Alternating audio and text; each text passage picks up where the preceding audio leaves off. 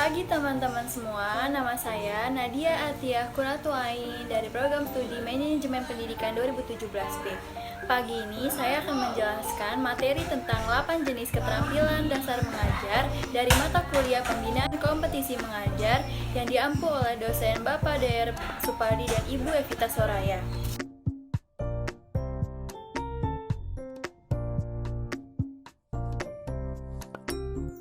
Keterampilan yang pertama adalah keterampilan menjelaskan. Keterampilan menjelaskan adalah suatu keterampilan yang menyajikan bahan ajar yang diorganisasikan secara sistematis menjadi satu kesatuan yang utuh sehingga mudah dipahami oleh peserta didik.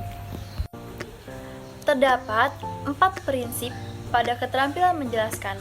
Penjelasan harus disesuaikan dengan karakteristik dan kemampuan peserta didik. Yang kedua, materi penjelasan harus dikuasai oleh guru. Yang ketiga, materi penjelasan harus sesuai dengan tujuan pembelajaran. Dan yang terakhir, materi penjelasan harus diselingi oleh tanya jawab. Selanjutnya adalah keterampilan bertanya. Keterampilan bertanya adalah suatu unsur yang selalu ada dalam proses komunikasi. Nah, dalam komunikasi pembelajaran dibutuhkan keterampilan bertanya karena guru membutuhkan tanya jawab dalam sistem pembelajaran tersebut.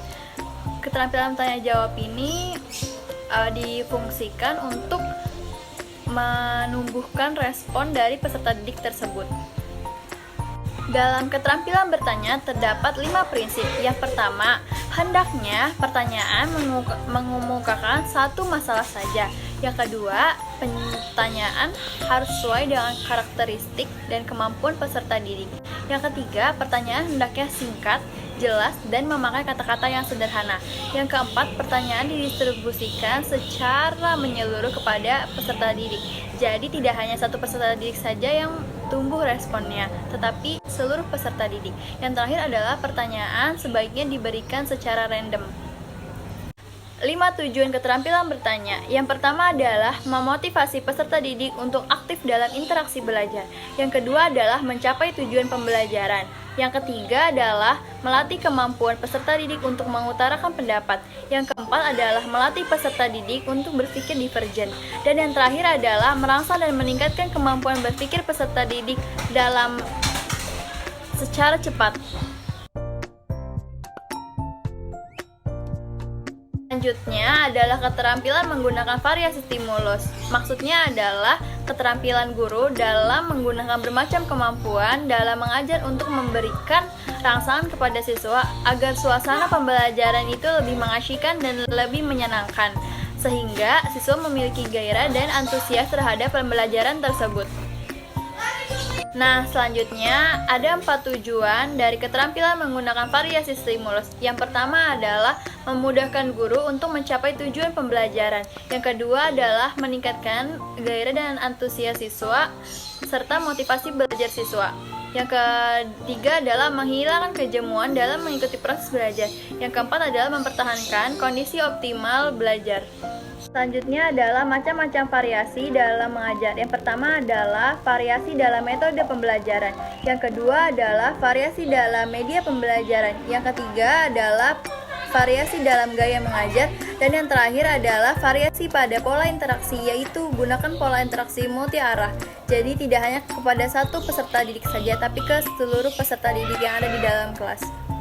Selanjutnya adalah prinsip-prinsip dalam variasi stimulus. Yang pertama, variasi untuk perpindahan haruslah efektif. Yang kedua adalah variasi yang digunakan harus sesuai dengan bahan, metode, dan karakteristik peserta didik. Yang ketiga adalah variasi yang digunakan harus wajar dan jangan dibuat-buat. Selanjutnya adalah keterampilan memberikan penguatan. Memberikan penguatan merupakan tindakan atau respon suatu bentuk perilaku yang dapat mendorong munculnya peningkatan kualitas tingkah laku tersebut di saat yang tepat. Adalah tujuan dari keterampilan memberi penguatan. Yang pertama adalah menimbulkan perhatian pada peserta didik.